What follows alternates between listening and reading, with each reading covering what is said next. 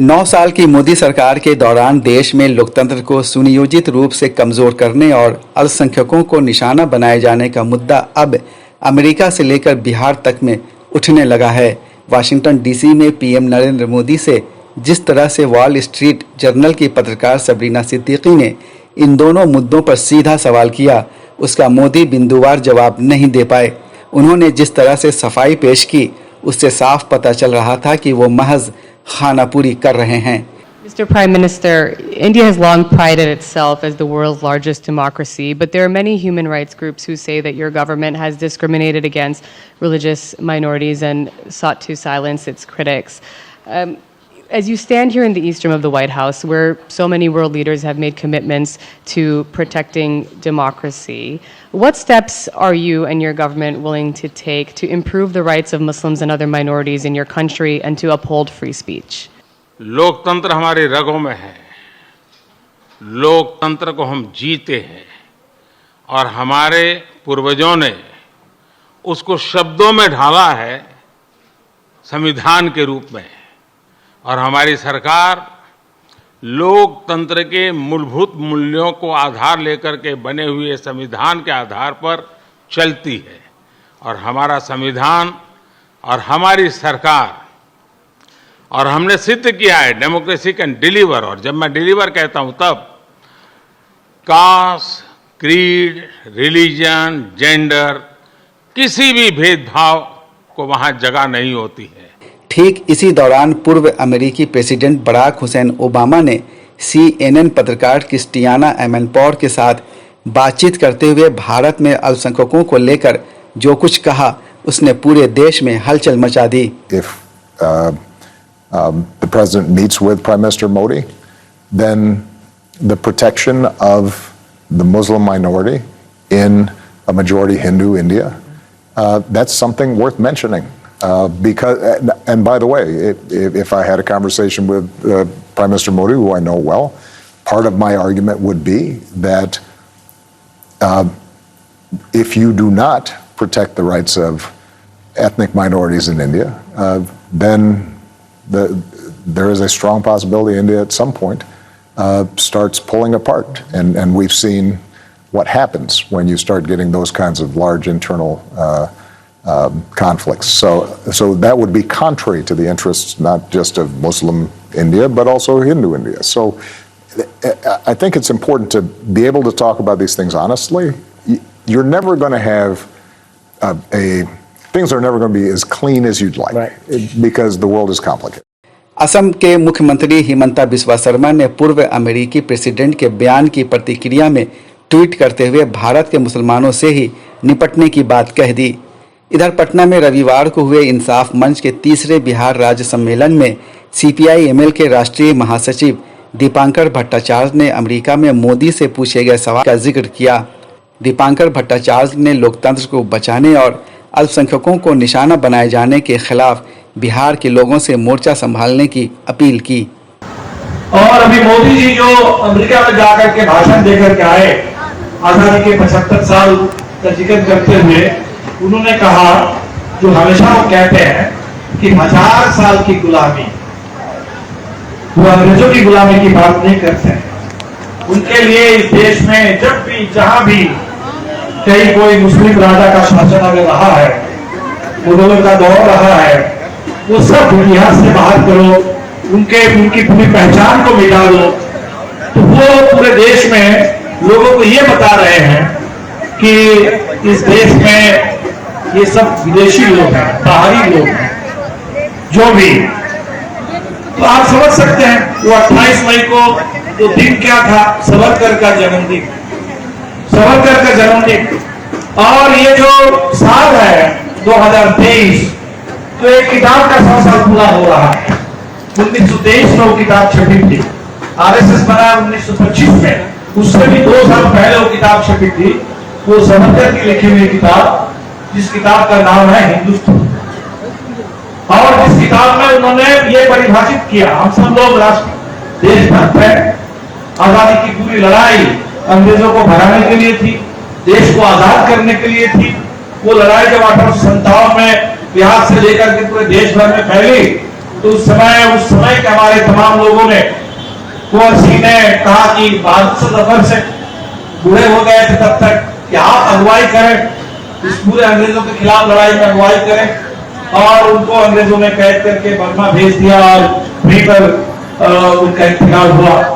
तो आप जानते हैं कि वो जो दौर था आजादी की लड़ाई, हिंदू मुस्लिम मिलकर के लड़ रहे थे, सब लोग मिलकर लड़ रहे थे, लेकिन आज उस लड़ाई को, उसके इतिहास को बदल करके सावरकर को हिंदुस्तान के आजादी के नेता के रूप में स्थापित किया जा रहा है।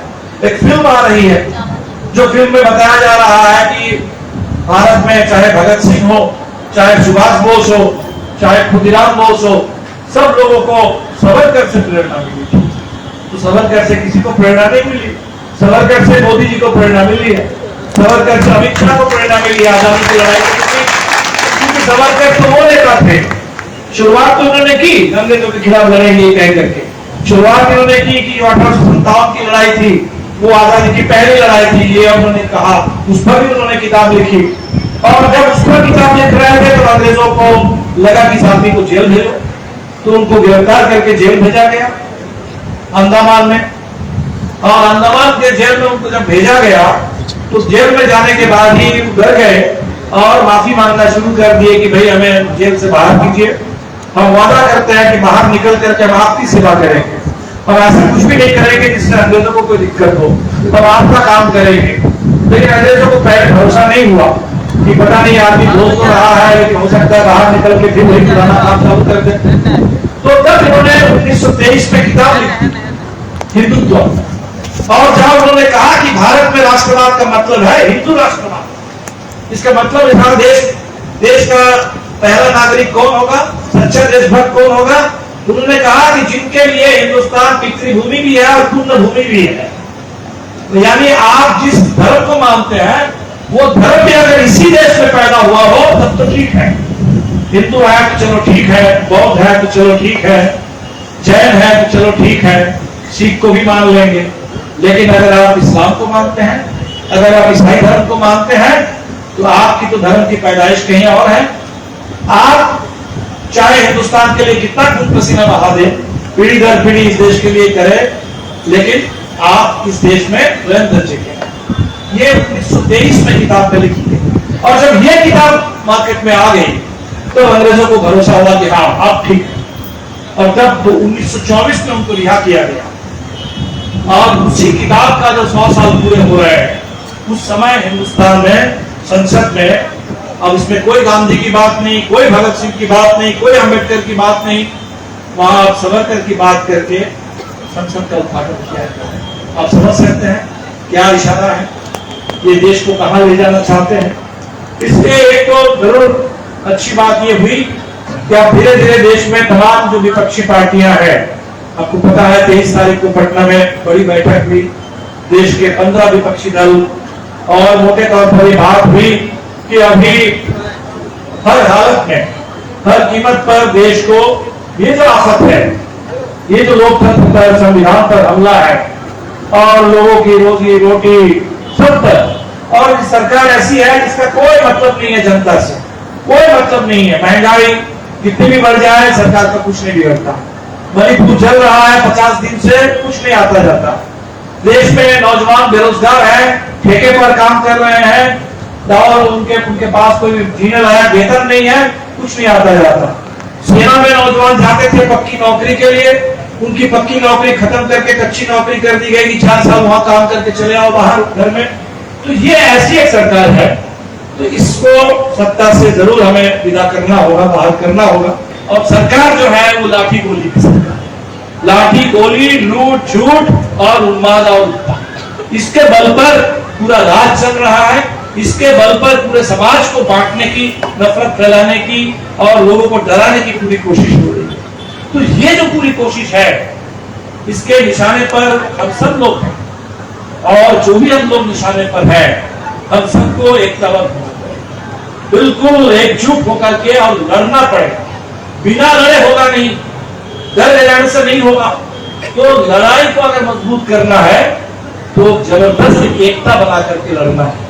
हमें इस बात की खुशी है कि बिहार में विपक्षी एकता की बैठक हुई, लोगों ने ये उम्मीद जताई कि भाई बिहार से कोई बात निकलती है तो दूध तलक जाती है और वो जीत की मंजिल तक पहुंचती है। कोई उम्मीद है लोगों को बिहार से, तो बिहार से जो उम्मीद है वो बिहार से उम्मीद का मतलब क्या? ठीक है, बिहार में अभी नीतीश जी इधर आ गए हैं, एक महागठबंधन भाजपा के खिलाफ बना है, गठबंधन तो बनता है, टूटता है, फिर बनता है। बिहार से जो उम्मीद है वो बिहार की इस धरती से है, संघर्ष की धरती से है, बिहार के लोगों से उम्मीद है कि सबसे ज्यादा संकट, लेकिन संकट के खिलाफ सबसे ज्यादा संकल्प भी लड़ने का वो बिहार में ही दिखता है, बिहार के लोग लड़ते हैं। दिलचस्प बात है कि नरेंद्र मोदी इस्लामी देश मिस्र में न सिर्फ ऐतिहासिक मस्जिद का दौरा करते हैं बल्कि वहां का सर्वोच्च नागरिक सम्मान भी खुशी खुशी हासिल करते हैं, लेकिन अपने ही देश में मुसलमानों को उनके कपड़े से पहचानने की बात करते हैं। वहीं जगह जगह उनके पार्टी कार्यकर्ता ईसाइयों को निशाना बनाते हैं। अब देखना है भाजपा के इस दोहरेपन पर बिहार में हो रही मोर्चाबंदी क्या रंग लाती है। सैयद जावेद हसन की रिपोर्ट, बिहार लोक संवाद, पटना।